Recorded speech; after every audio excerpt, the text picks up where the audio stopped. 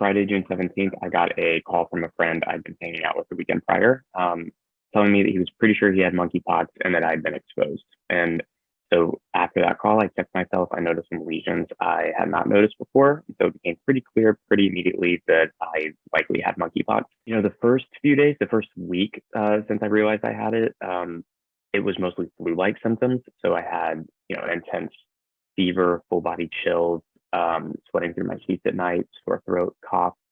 Um, those lasted about 5 to 7 days, and as those let up, more and more lesions were appearing across my body. We are seeing a lot of parallels of what happened with HIV/AIDS, right? Like a slow government response because it's primarily affecting queer people. That's really unfortunate to see. I do think, unfortunately, there is real potential for stigma. I know when I was speaking out, I was fortunate that most of the comments were well wishes, for a speedy recovery and whatnot, but there were quite a few, internet trolls saying really cruel, unkind things to me.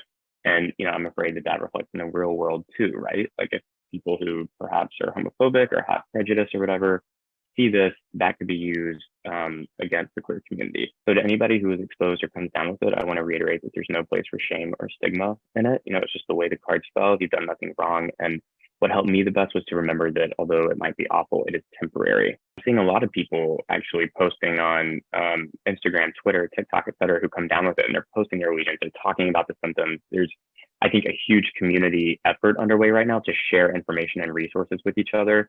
We've already talked about the vaccines and the testing, but the treatment, tecovirimat or TPOXX, the antiviral that actually treats monkeypox, is caught up in some red tape limbo right now. And that is really frustrating that people who have severe cases and are suffering in real time are not able to get access to this drug that is already FDA approved, but due to some arbitrary regulations, is really, really difficult to prescribe for providers.